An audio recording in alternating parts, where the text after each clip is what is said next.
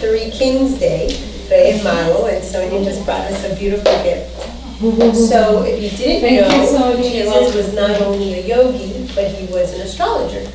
And his birth was obviously announced with a star. But the three wise men are the three stars in Orion's belt. And how the pyramids are built are in that distribution. So, fun fact. So thank you for that. That was My pleasure. okay. So we'll get back to that in a minute. We're going to do an activity about a philosophy of life and value statements. But so I brought a few books, and I was listening to some video a long time ago, and I thought it was really funny. They said that all of these, the Upanishads, especially the Bhagavad Gita, Krishna and Arjuna, it's basically a conversation. Krishna is the God form, and Arjuna is, the warrior. And the guy in the video said basically Krishna was giving Arjuna psychotherapy, and that all of these texts are just, trying to explain everything that we're doing today. So I made a note. Krishna tells Arjuna in the Gita, one who has conquered the mind is their best friend. The one who hasn't conquered it, the mind is their worst enemy. So my goal with the class, and by picking sort of these stories apart and these themes, is that your mind can become your best friend. Because if you understand where you're working from, and why you're reacting to things, and why you're behaving a certain way, then, only then, can you then move into making change. So if you don't have the instruction manual, then how are you going to, use all the functions of it? So we're in this class, the purpose is to shift this from our worst enemy to our best friend, and then extrapolate that out to our clients. Because with just one little story or one little acorn, one little nugget, you can bring some insight to a client as to why they behave a certain way, and all of a sudden they can integrate that, and then they can change. So my guides call it a Band-Aid, AID, awareness, integration, and then discipline. Most people don't even have the awareness of this, of why they minimize or save money or hold on to the house during a break. If we don't even have that awareness, how can we integrate that information? And then the discipline piece is doing something different to change. So that's what we're doing this month. So when we covered in the first class the definition of health, what's the definition of health in Sanskrit? Samadosha, Samahani, Samadhatu, Malakriya, Prasana, Mendriya. So there we have senses, Manaha, Swastra, Iyapataya, and I can never pronounce that. But that last piece, and this class is a little out of order, because really it should be sort of last. You'll be doing nutrition and herbs and stuff. But if the definition of health includes talking about someone with the senses and a calm peace of mind, then we have to look at the mind, body, spirit triad in order to really, make our clients healthy and for ourselves to have health. And another reason why Western medicine, which we covered in the philosophy class, in the foundations class, is so different. Not only did we just see that we have preconception to birth, and we haven't even talked about childhood, but that's where Western medicine picks up, after birth. The childhood years. So they're missing all of this. They're also missing the mind component. Now we're seeing more of a movement with the Western, finally, but really that isn't in the confines of a medical sort of, diagnosis. These things aren't considered. So I got cancer in February of 2016, and I had something really, probably the thing that marked my life the most, had happened about 15 years prior. And I get the diagnosis, and after the initial shock of, okay, I have cancer, I was supposed to meet a friend that day, and I was supposed to meet my husband, and once I got everyone in order and I actually sat with it, I was like, oh, this is related to that event. I've had cancer for 15 years. So I called my husband, and I told you he's not into these things. And I'm like, oh, I've had cancer for 15 years. It's just ready now. It's ready to come up in the physical form.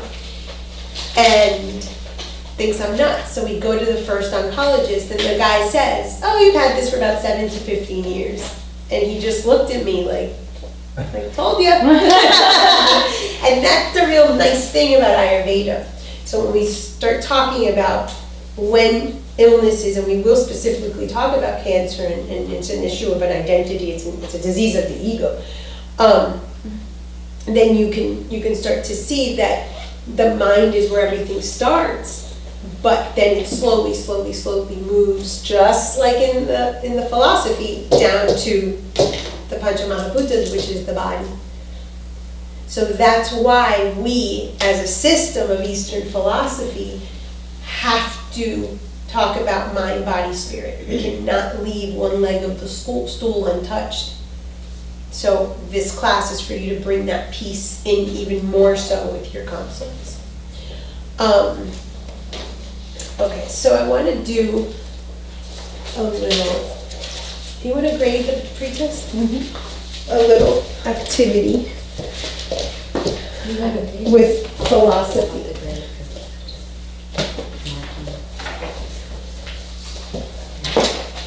So just take a few minutes. Again, there's no right or wrong answer. Thank you.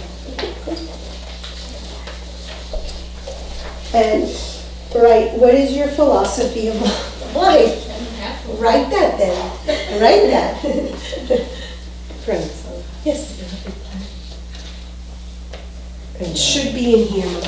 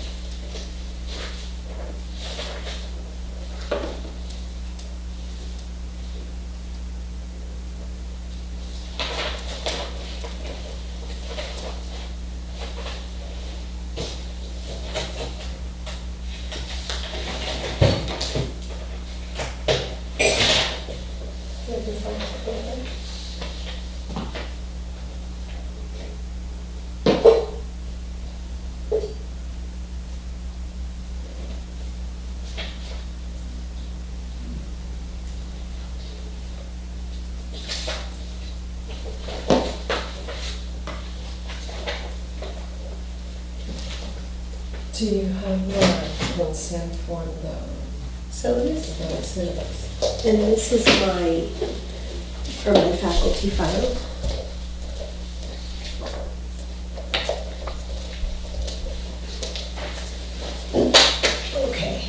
What do you guys have? Let's start with Carolina, since she finished. Sure. My philosophy of life is to live a life filled with love, happiness, health, and peace. What's wrong? It's okay. Is that what you wrote? No, What did you write? follow my gut. Okay, that's philosophy of life. Ken? To serve, to know my higher self, to accept the universe's plan and its perfect imperfection, and to know I am all. Okay. Sonia? Okay. To be to the utmost truthful to myself while also being truthful to those around me in the journey of life while embracing joy. Jennifer? The question always comes up, who am I? Life is a journey for self-realization, truth, growth, and learning to let go. Okay. Very existential philosophies of life. So let's talk a little bit about what is life. So we know Ayurveda, the science of life, Ayu, right? So life is the balance between the mind, the body, and the spirit. There's a common prayer in Vedic medicine. Andhra Pashe, let my eyes hear good things, let my ears hear good things in the world. Let my eyes hear only good, see only good. Senses ingest nobility, let my body convert from positive experiences only. And we know, you learned last month about nutrition, the wrong use of the senses. Nutrition is not only the food you ingest, but what you hear, what you see, what you watch on TV, things like that. So every single aspect of life is good nutrition or bad nutrition, is going to be contributing to your philosophy of life or in contradiction to it. So why do we need a philosophy of life? What does it mean to have a philosophy of life? And more important, I put on the board the triad of life and the triad of health, because without this balance, we're actually ill, okay? And that's just mind, body, spirit. So Ayurveda is the study of that incorporates mind, body, and spirit. We don't just treat the physical, we just don't treat the mental, and we just don't treat the spiritual, we combine it. So how do these work together? What does this mean? We all say it, oh, mind, body, spirit, medicine, but what does it mean? How do you know that you're living in mind, body, spirit? This is life. We're going to talk about your philosophies of life. You now have a philosophy of life. And how do you know that you are living in mind, body, spirit? What does that mean? You don't develop any disease. Okay. You don't Disease-free. develop disease. Okay. Clarity of mind. What else? How about what we just said about Ayurveda's definition of health? The doshas, the agni, the dhatus, the Okay, the so senses, the entire, all of that. How do you know when you're in? Yeah, peace. How many of you are in mind, body, spirit? In fact, by that last definition, we're in peace. Right now. No? Okay. We aren't. We aren't. This is our goal. This is our goal. So we say it, but we don't necessarily know how to capture it. And this is all great, and this is all part of it. But the way that we know what we have mind, body, spirit is when we're actually saying and thinking and doing and feeling all the same. And none of us live like that. So therefore, we're all ill. Because not develop disease. Who said that? Mary? Okay, and I don't know if you didn't specify, but most times when people talk about I'm healthy, is that they don't have a disease process. We're talking about the physical body there, okay? And in Ayurveda, we know that illness starts before the physical. So there's two types of sort of diseases, if you will. There's Adi and Vyadi.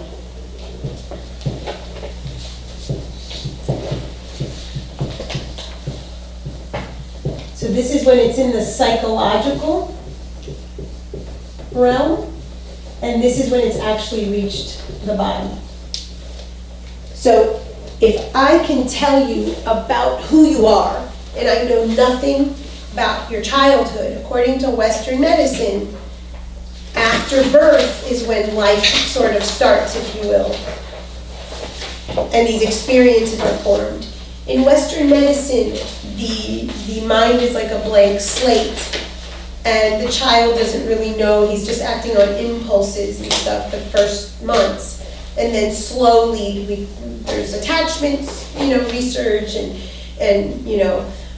things that happen in childhood, and then the personality doesn't get formed fully till 7 years old. But yet we've learned so much about ourselves. I didn't know anything about you, but I already know. So to say that it's just when you don't develop disease is inaccurate, because it's when it's in the body that we're considering illness. But illness, we saw, started the moment that we had the separation from the universal consciousness.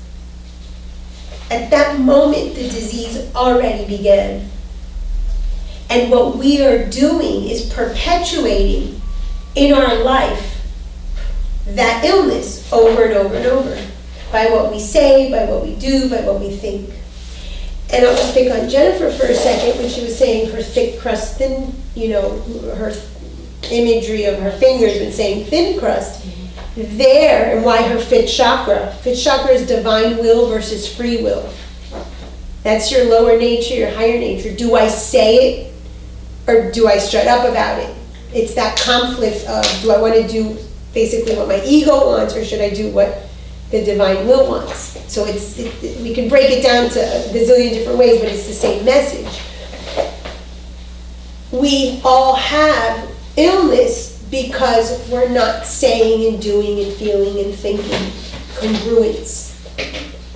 So illness is when there is an incongruity in any area of your life. So this is the way I define it, whatever I'm doing for my physical existence is not in contradiction with my spiritual existence. This for me is health. This is how I define that. So when I was taught, my teacher used to say in Spanish, you wear white, you talk white, you think white, you look white, like it's all the same. But we don't do that. So you go out on the street and you tell your friend, oh, I love your dress, and really you're like, oh God, that is so ugly. Or, oh, it's so great to meet you, but really you're like, damn, I can't believe I ran into this person.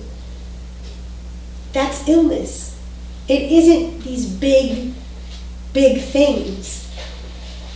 So we're consistently in incongruence. Mm-hmm. And this is what makes us sick. Why do you think most of us don't live and act and think and feel all the same color or all the same way? What is the origin of that?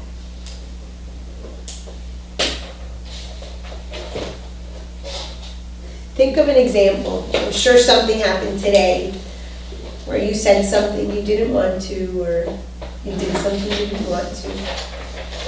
What forces us to live in sickness? What forces us to not have, if our nature is to be healthy, if our nature is perfection, that we come from this universal consciousness, this Purusha, that's intact, what is keeping us from being Ego. Truly healthy? Ego. Well, in your own life though, give an example of where you said something that you didn't want to say, or you did something you didn't want to do, or you said something that contradicted Well, maybe because we're socially conditioned.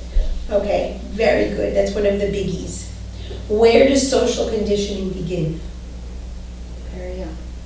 Okay, so we know Belief and that value the, system in place, usually by parents. Or by yes, caregivers, exactly, by caregivers. exactly. So now what we're doing is we're simply taking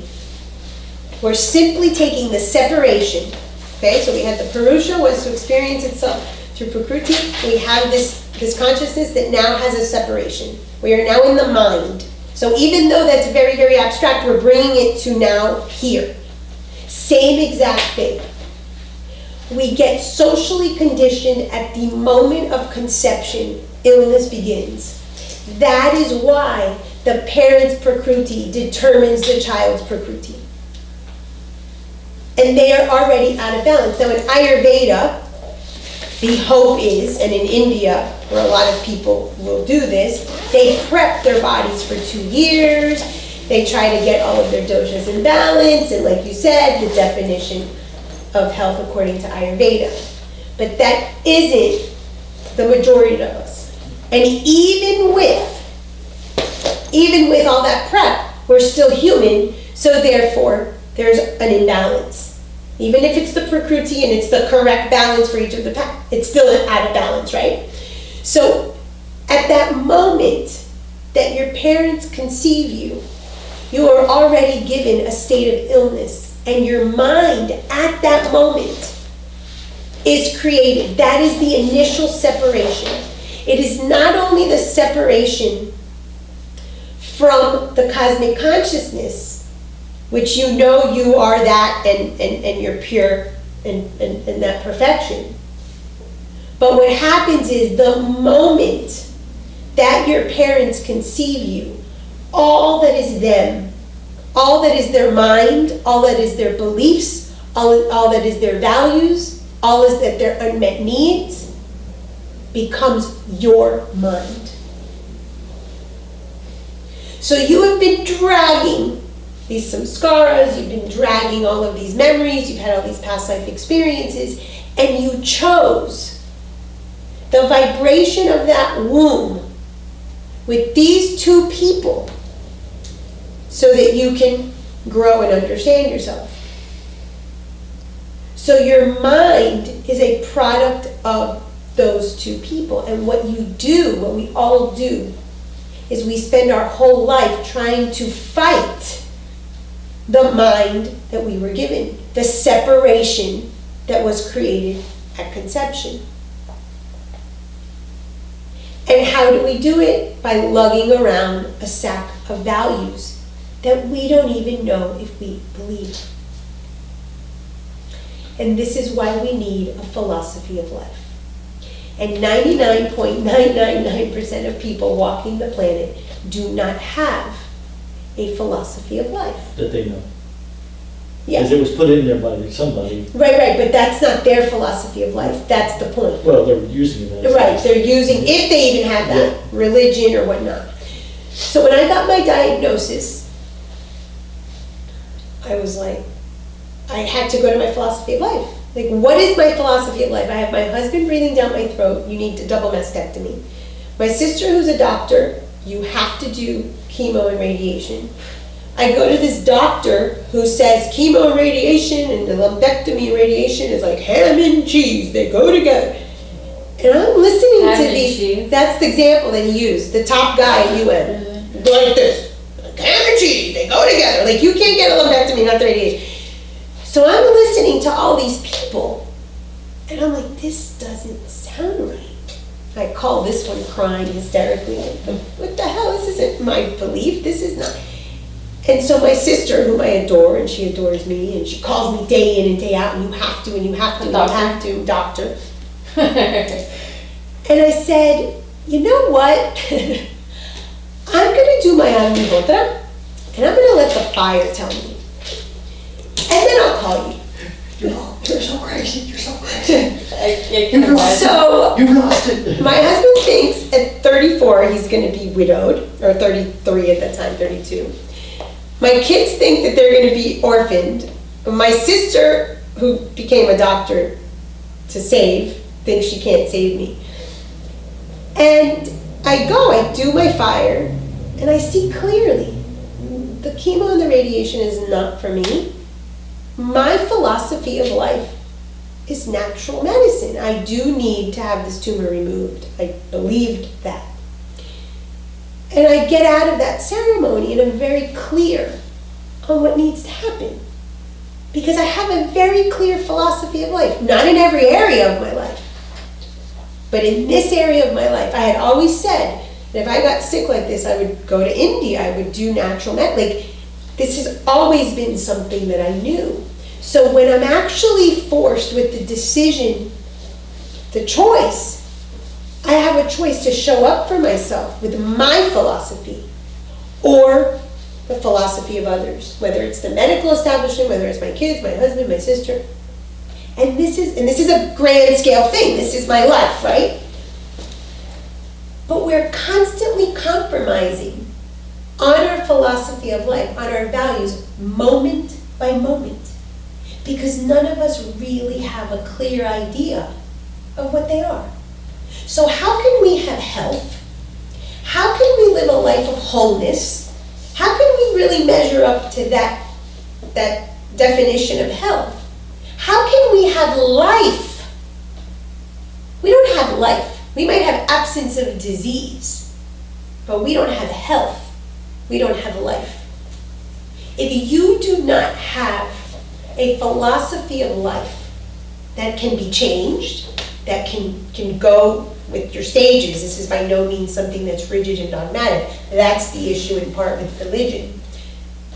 Then how are you going to show up for yourself? Forget when you get a diagnosis, and what to eat for breakfast, and what clothes to wear, and how to know if you've stayed in a job or a relationship too long. So we are consistently in a state of illness. We are consistently in a state of death. I call this the Thanatos Complex. In mythology, Thanatos is the god of death. So how do we show up for ourselves?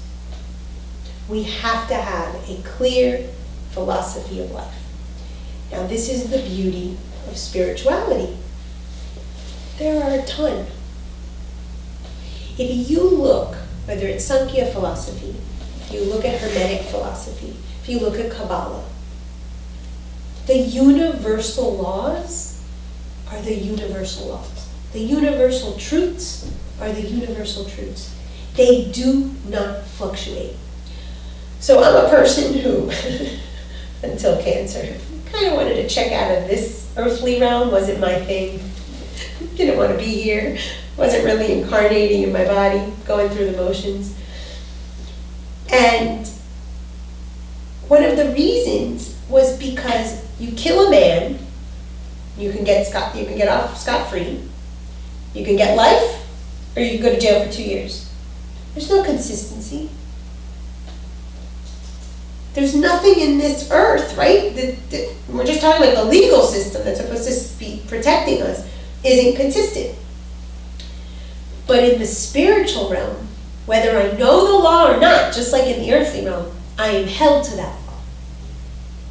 So whether you know that you have those issues that we pointed out earlier with your pizza cutter stories and your bird stories, that's what life is going to give you back. Because the universe is always consistent. There is safety in that. So for someone like me, who the hell wants to live in this world? Let me check out and let me live in the spirit realm. So anybody who works in this sort of field has a little bit of that. We all have some basic safety and protection issues. We'll talk about the needs later. Because the spirit world, whether we know the laws or not, are consistent. The universal truths are consistent. So I have this Instagram feed that I post up all the time. And one of the things I posted a few weeks ago was, it's either a universal truth or it's your ego. It's your personal truth. Your personal truth doesn't make it wrong, but the universal truths, regardless of what system you believe in, are consistent. So whether it's all is mind, or in Ayurveda, mind creates reality, which we'll see a shloka in a moment, Hermetic philosophy says all is mind. It's the same. Ken was talking about the mirror earlier. That's always one. Everything's on a pendulum. We're going to talk about duality, very important, because the duality starts at the moment that separation exists. And if we think we're not going to have duality in a dual world like this one, then we're not living in reality. That is part of one of the laws. There's a feminine and a masculine polarity in everything. The law of gender. These laws are there, and what everything is ruled by, starting from Purusha Prakriti down to anything in nature, anything that's existed. So we need to know the universal laws so that we can live better. I highly recommend, if you're into this, a tiny little amazing book called The Kybalion, Kybalion. It's rooted in Hermetic philosophy from Egypt, Hermes Trismegistus, and they're just 7 laws of the universe. And they pretty much encompass everything. The Kybalion, right? The Kybalion. It's free online, it's a PDF, it's a tiny little book. You can look at, of course, we have the Sankhya information, you can look at, Kabbalistic information. Astrology is another one. All of these systems say the same exact thing, they just use different words. And I told you there's no new thought. There's no new thought. It was just the time where it came up, the person that channeled it, and then they put it down on paper. So my recommendation to you is read what's out there. Read the different philosophies and start creating your philosophy of life. And we're going to talk about the ones that you say, because you need to fine-tune them. They're not in their precise form for you to use them in your life yet. And I highly encourage you that with your clients, you get them to start thinking and developing a philosophy of life. So in my model, step 6 is having a rule book. I call it a rule book instead of a philosophy, but it's your rule book for life. And we start our philosophy by populating things that we absolutely know. And the example I use is if you go bowling every Tuesday night, for instance. We're bringing this very practical, and then we'll go back up to the existential. If you know every Tuesday night you bowl with your friends, well then that's a non-negotiable, and that's there. I knew for me, chemo and radiation were non-negotiables. So it's tough in the sense that there were people nagging, but I went back to my truth. So you have to go back to your truth, but how are you going to tackle? Forget what to eat for breakfast and what to study in school and what to do for a living. If you don't have the basic tenets of what your life rules are. So we're all sick. We're saying one thing, we're doing another, we're feeling another, we're acting another. Everyone is sick. And so the first thing is that we have to identify where we are sick. And that is our next assignment in a moment. But let's go back to your philosophies. So what I remember of yours was joy. So what did you write?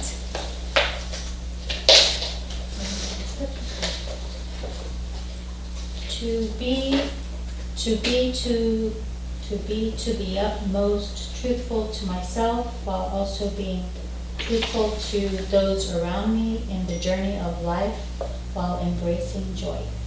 Okay, so truth is very important for you.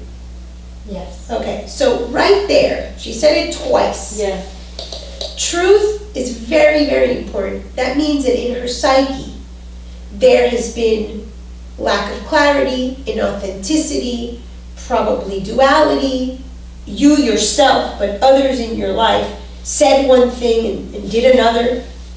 And you're trying, in your highest self, in your most authentic self, trying to live like this. What you say is what you do.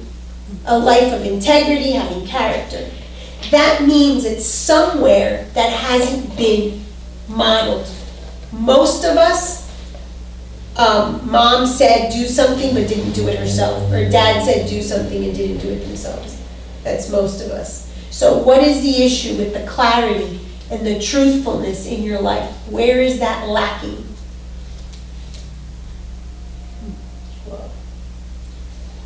I would have to ponder that for a moment. And it can be something small. Look, we see in Sankhya philosophy, and that's what's so beautiful about it.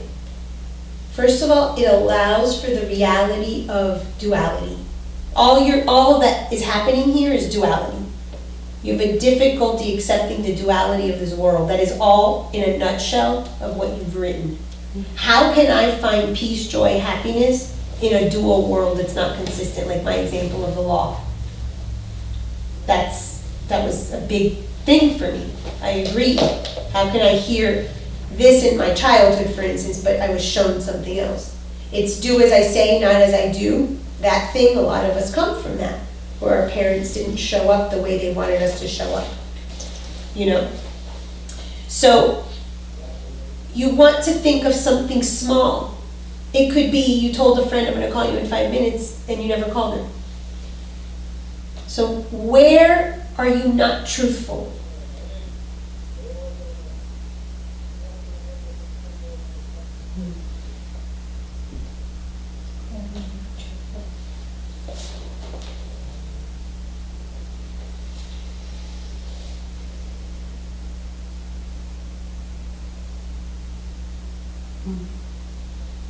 I'm not sure right now. Okay, think about it. Because it's very weighted. When you say the truthfulness twice, we have to look at where you're saying you're going to do something and you don't, or you think something and you don't act on it. That's self-betrayal. So a theme in the life is of self-betrayal. And the joy is the inability to be at peace or joyful or happy, however you define that, because you self-betray. But in your value system, which we'll get to in our next assignment, is I'm not allowed to be authentic. So I want you to think about what examples, probably in childhood, that you were not allowed to be yourself, where you weren't enough, where your authenticity was ridiculed or wasn't sufficient or wasn't what our family agreed to. Okay? So when we do a philosophy of life, we need to make it measurable. That's why I'm asking you, where? Because the moment that you can identify it, then you can see it in all the other areas. Okay? So, a silly example. I'm going to wake up every morning and walk my dog. And I wake up and I don't walk my dog because I put clients at 6 a.m. or I'm tired or I have to run to get my nails done. That's self-betrayal. That's not truthfulness. And we know one of the pillars of health is truthfulness. You studied that. Yeah. So we're all sick because none of us do and say and feel the same. So as a punishment, because this is how the psyche and the mind works, I did not say, do what I said I was going to do, therefore I must punish myself and I can't have joy. So I need you to define joy. We have to define what these terms mean. If not, our manas, which is our more instinctive child nature, will let us off the hook. But the adult, the Buddhi nature, forces us to hold ourselves accountable. So as long as you have something vague, and everyone has something vague because that's what we do the activity for, we don't have to hold ourselves accountable. So truthfulness, when you define truthfulness, and it can be as simple as I told my friend I'm going to call her and I call her, you've already started living. You've already allowed yourself joy. You've already backtracked illness. You're one step closer to health than ill. So we're going to go on, but I want you to define how you know you'll be truthful. It could be one instance, it could be, but it has to be measurable. And joy. Carolina, what's your philosophy of life?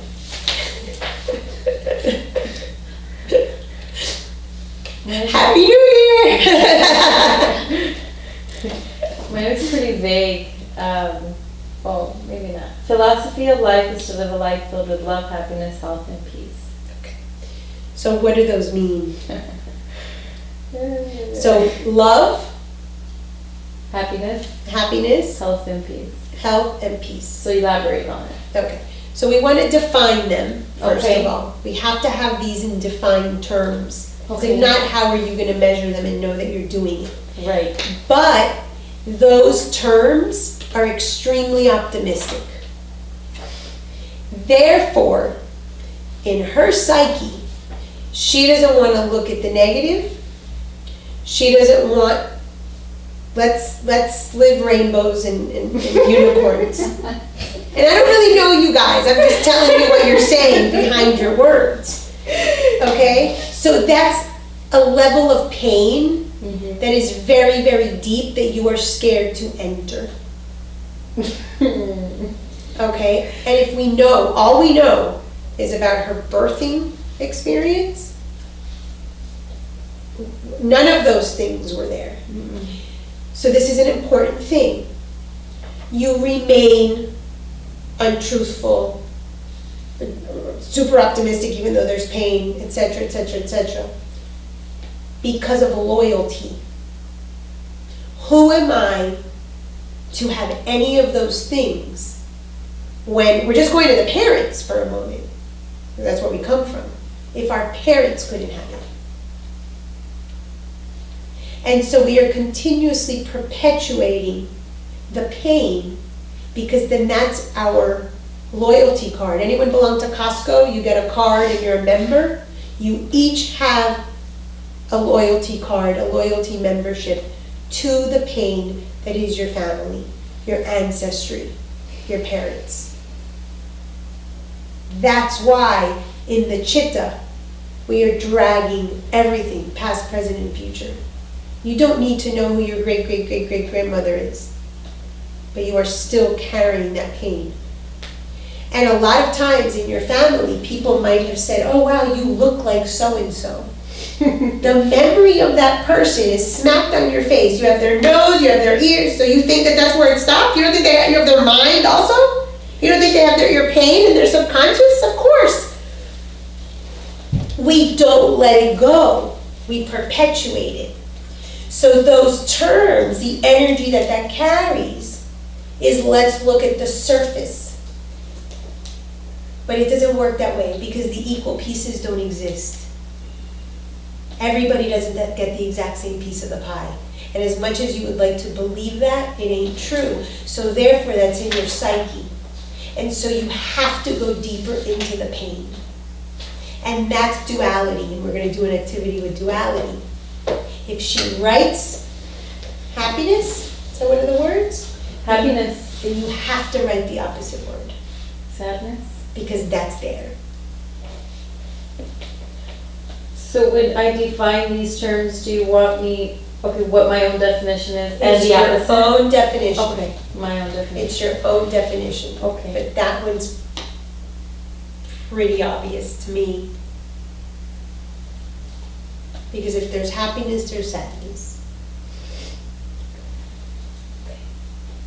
And our truth is in those areas that we don't want to enter. And all that the body is, Sankhya philosophy, is the grossest form of the mind. The moment the separation exists, whether we manifest it in the Vyadi, the manifestation, I got the cancer, I knew. I said, oh, it came out now, 15 years later. I knew exactly what it was. And even then I had to go deeper, because there was a lot more, because it didn't start at 30 years old. The inner work takes you deeper, deeper, deeper. That's why I don't care what story you share, I can capture the issue, then you unravel the sweater. That's why in the intake, you ask about dreams and you ask about the childhood, because you're getting a big picture. The other day when you guys were talking to Maria, and she says she wakes up with these screams and stuff. That was a current thing. Oh, yeah. But you can ask the person about what their dreams were in childhood, and you get information.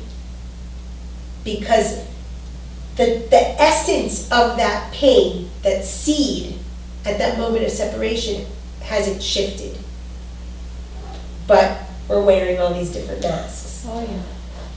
So we have to uncover the pain that's hidden there in order for you to be healthy. But you see that if you do not have a philosophy of life, there is no way that you can be healthy. Because you will not know how to show up for yourself. You do not have rules for living. Why do you think it's dinacharya? You start by giving your client daily routine so that they know they have to wake up at a certain time, and they have to oil pull, and they have to drink their hot water and lemon, they have to do their poses. That's to begin the consistency of a physical, because we know that whether it's the physical or the mental or spirit matter, Purusha Prakriti, we're tackling the issue. So if you have no consistency in your life, you probably don't know what your philosophy of life is. You don't know when you self-betray. You don't know when you're really in pain. You don't know when you're saying to please for the other person. So we have to define these things so that we have a thing, we have rules. Now things are going to come up in your life that you may not know. That's okay. That is okay. That's when you go into your chitta, you pull sort of your reservoir of information, you bring the buddhi into it, where the intellect and the rationalization, and then you start making decisions. But most of us are acting from the manas, which is this instinct. And the instinct is simply what our parents gave us, past life gave us, call it what you will. There is no real you in there. Okay, so we have to have a philosophy of life so that we can at least attempt to be healthy. Jennifer. I think I said this twice. Basically the question of who am I? Self-realization, truth, growth, and learning to let go. Okay. What was the first thing? The question, learning, finding out who you are. Okay. So, I told you before that you had this incongruence, and she made up this tool, and she said, we. You have this need to be part of a unit, to be part of something bigger. Her mother was left at the hospital and birthed her alone. So there has to be a draw and a pull to, and you may not allow it. You might be a loner. You may distance and separate. But what your core is saying, I want to be part of the unit. I want to be part of the whole. I want to be part of something bigger than what I am. So you're feeling that separation very, very intently. Do you know anything about your conception? Not really. I mean, they were very young, and they were in high school, that's all I know. But it was an accident? No, they were already married. Okay. Okay. There's got to be something there. I don't know if your mom, was she ridiculed or something for being so young and having pregnancy, or? There had to be some sense of separation in her. I think my mom had brought up many times the reason why she married so young, because she wanted to move out of her home. Okay. So creating her own unit, creating her own dough, so to speak. So there's an element of fantasy with you. There's an element of delusion. Nice to meet you. I'm the queen of delusion. What sign are you? Pisces. Oh, that's the Pisces. I'm a Pisces. That's our trait. That's our word. Yeah. For the And we'll do Pisces? that, I'll tell you each of your, like a little nugget of your story. Oh, wow. Yeah. So I didn't realize, because you physically don't sort of come off that way, but that's our word. So you saw it in her creative story with the pizza thing, and it was all inclusive. Because Pisces is the connection back to the universal consciousness. It's the last sign of the zodiac. So Aries is the head. Huh. So they impulse, they start. Pisces is the feet. It's the full circle. Mm. So what her need is, subconscious need, is to know, who am I? That this, this is why you're here. So when you can break it down, then you'll start feeling safer in this world. What else did you write? That was it. Okay. So that's the biggie, being part of a whole, and you don't know how to get back to that big pizza dough. Your little piece of dough needs back home, but that's inherent in the psyche of a Pisces. But it came through in your story of the pizza cutter, and she was dropped off at the hospital alone, and now her first existential question, who am I? Amazing. Okay? I want you to define those terms. Defining the terms forces accountability. That's the act of using your intellect. That's the act of using your buddhi. You have all four parts. We'll go deeper into them, but just so you familiarize with your words. So when we are using that part of our mind, we're like showing up for ourselves. We're saying, okay, mom and dad, or ancestry, or past lives, thank you, chitta, all of the stuff we bring.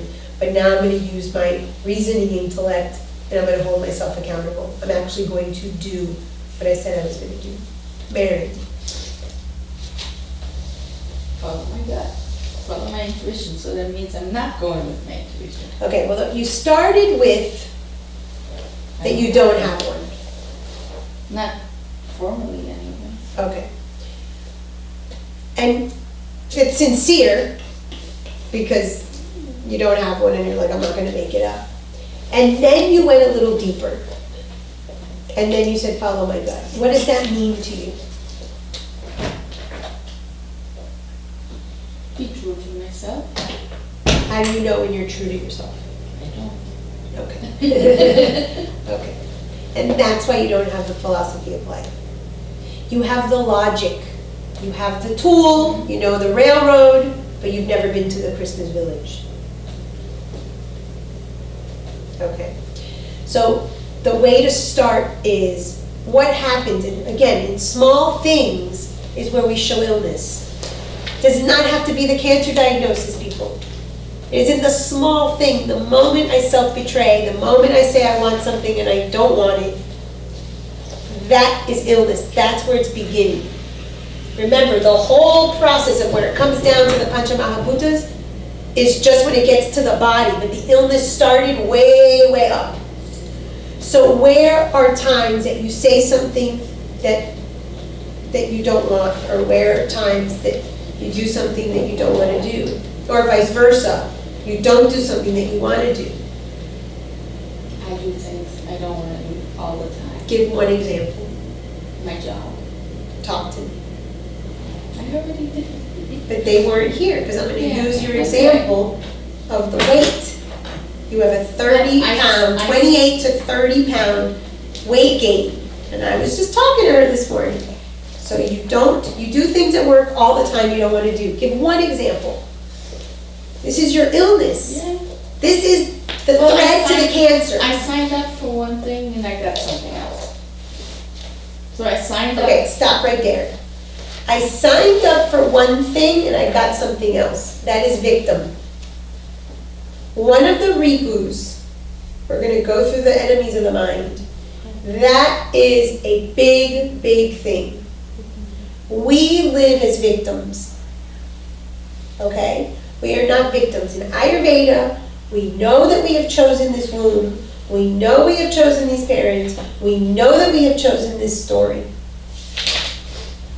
We are not victims. But you hear in the voice of what we say our victim mentality. Every single one of us. Yeah. Every single one of us. So I'm not picking on you, I'm just pointing out. Okay. So you signed up for one thing and you got another. Elaborate. It was like I said earlier, if you're too good at something, you get stuck with it. Okay, that's a value statement, and that's our next activity. But what did you sign up for at work? I signed up to be a commercial diver and, experience all this underwater beauty. Okay, and when did you get what you didn't sign up for? When I got too good at it. Like, not at the diving per se itself, but the rules that come with it. And to reinforcing those rules and to keep people safe. And to make sure that everybody on my watch is coming home. How many years ago did you self-betray when the job stopped becoming what you wanted? 10 years.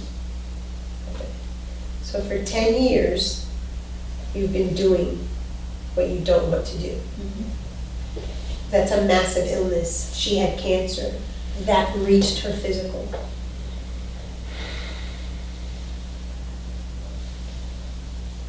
The body is simply a manifestation of the mind. The body is a loyal soldier to the mind. That's why you can see this in the philosophy. So, when you self-betray or you think you have to do something for 10 years, even though that's beyond its expiration date, you can say, wait a minute, I don't even know what my plan is. I don't have a philosophy. So if you were to listen to your gut, if you would have, let's say, when would you have left there? 10 years. Okay. So you do have a philosophy of life. You have this mind, body, spirit, but you are overriding it with your logic. Yeah, that's where the social, or what's ingrained in us, you have to have a job, you have to. Yes, and that's our values next assignment. And that's, And that's what I was saying before. Most of us will violate our philosophy. Most of us will violate our spirit. And what we know is our truth because of the mind. yeah, so that's why I put, if I had a philosophy, the most important thing for me would be to follow my intuition. Okay. So then we need to define what that looks like, so that you have some parameters. Will it be a physical sensation? Will it be when you're tired? Will it be when your marriage is hurting? Will it be when you can't sleep at night?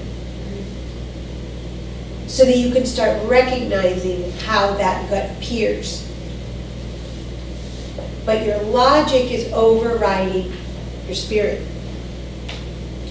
And that is for most of us what happens. Because what we were ingrained with was the intellect, I told you earlier. Christianity sort of came in. What happened is that logic and intellect was the end-all be-all. We see it in our school system. Yeah? There's this wonderful book, it's called The Road to Character.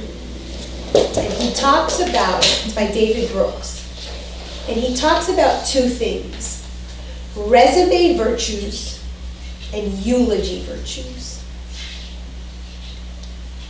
Resume virtues are the things on the resume. How many years you've done, your skills. It's outward. That's your manas. Yes, I have a doctorate, I have 2 master's degrees, I have a bachelor's, I have way too many certificates that I need. That is my resume. What are my eulogy virtues? If I died today, what would people say? I want to be someone loyal. I want to have character, integrity. I want equanimity. I want to be a person of service. I want to be loyal. But am I doing in my life those things? If you are not, you are sick.